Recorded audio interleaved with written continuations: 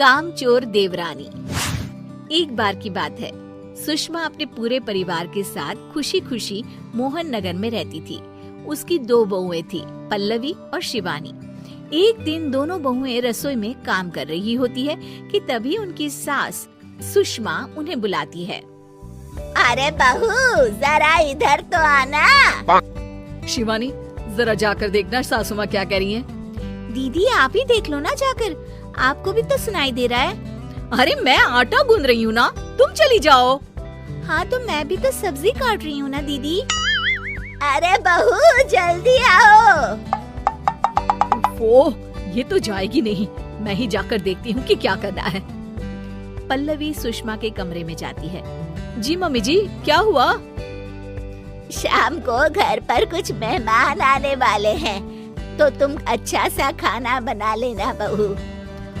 ठीक है मम्मी जी, आप बता दीजिए क्या क्या बनाना है और कितने लोग आ रहे हैं। सुनील की मौसी जी और उनका पूरा परिवार आ रहा है। कुल मिलाकर 3 लोग और हमें मिलाकर हुए 9 लोग। तो अभी से ही तैयारी करना शुरू कर दो। और हाँ, घर की सफाई भी कर देना, हाँ अच्छे से। जी मम्मी जी, सब काम हो जाएगा, आप चिंता मत कीजिए। पल्लवी शिवानी को घर में मेहमान आने वाले हैं इसके बारे में बताती है। क्या 9 लोगों का खाना बनाना होगा, घर की सफाई करनी है? बाप रे, सासू माँ ने तो हमें घर की नौकरानी ही समझ कर रखा है। ऐसा नहीं बोलते शिवानी, हम इस घर की बहू हैं और घर के काम करना हमारा फर्ज है।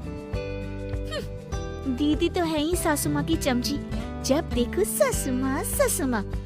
मैं तो इतना सारा काम नहीं करने वाली। शिवानी कपड़े लेकर गमला साफ कर रही होती है और चक्कर आने का नाटक करने लगती है। मेरा सर चकरा रहा है। तभी वहाँ पल्लवी और सासू माँ जाते हैं। अरे बहू, क्या हो गया तुम्हें? मम्मी जी, बहुत तेज सर में दर्द हो रहा है। तुम एक काम करो शिवानी, आराम कर लो। नहीं नहीं दीदी, घर में मेहमान आने वाले हैं, मुझे आपकी मदद करनी चाहिए। अरे कोई बात नहीं शिवानी, तुम आराम कर लो, मैं सब काम कर लूंगी। ठीक है दीदी, अगर आप इतना कह रही हैं तो आराम कर लेती हूँ।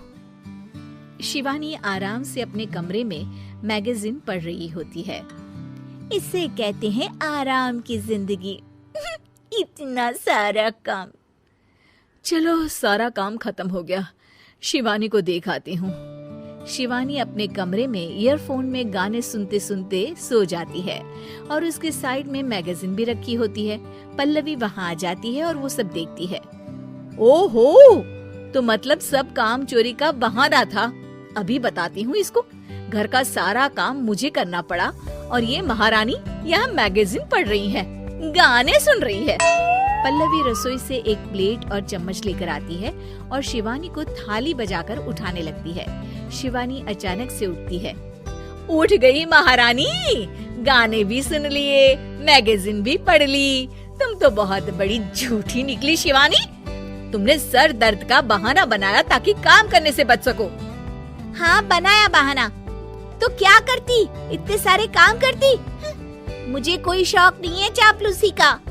क्या चापलूसी? तुम्हें लगता है कि मैं सारे काम चापलूसी के लिए कर रही हूँ? और नहीं तो क्या। तभी वहाँ सासू माँ आ जाती हैं। अरे बहू, वो लोग बस आने ही वाले हैं, तुम तैयारियां कर लो। जी सासू माँ, तुझे तो मैं बाद में देखती हूँ। सब खाना खाने बैठते हैं और खाना शुरू करते हैं। तभी सुनील की मौसी बोलती है। वाह भाई वाह, खाना तो बहुत ही अच्छा बना है सुषमा जी, एक एक चीज में क्या स्वाद है। ये सुनकर शिवानी मुंह बना लेती है। उसे अपनी जेठानी की इतनी तारीफ राज नहीं आती। आपकी बहुएं तो बहुत ही अच्छा खाना बनाती हैं। हाँ, बनाती तो दोनों ही अच्छा है, पर आज ना ये सारा खाना बड़ी बहू ने बनाया है। छोटी बहू की तबीयत ठीक नहीं थी, सो इसलिए। मानना पड़ेगा सुषमा जी, आपकी बड़ी बहू तो बहुत ही गुणवान है। पल्लवी की तारीफ सुनकर शिवानी को जलन होती है। पल्लवी ये सुनकर खुश हो जाती है और शिवानी की तरफ देखकर उसे चिढ़ाती है। कुछ देर बाद मेहमानों के जाने का वक्त हो जाता है। मौसी जी सबके लिए उपहार लाई होती है। वो सबको शगुन के पैसे देती हैं और अंत में पल्लवी के पास आती है। तुम्हारे लिए शगुन का लिफाफा तो है ही, पर बहू तुम्हें एक और उपहार भी मिलेगा इतना अच्छा खाना बनाने के लिए। मौसी अपने सोने के कंगन निकालकर पल्लवी को पहना देती है। ये लो, ये मेरे मनपसंद कंगन है, अब से ये तुम्हारे हुए। धन्यवाद मौसी जी। ये देखकर शिवानी तो पूरी तरह से जल जाती है और गुस्से से रसोई में चली जाती है। तभी वहाँ पल्लवी आ जाती है और उसे अपने कंगन दिखाने लगती है। देवरानी जी, अब आपका सर दर्द ठीक तो है ना? मुझे लगता है कि अब सर दर्द शुरू हो गया होगा आपका।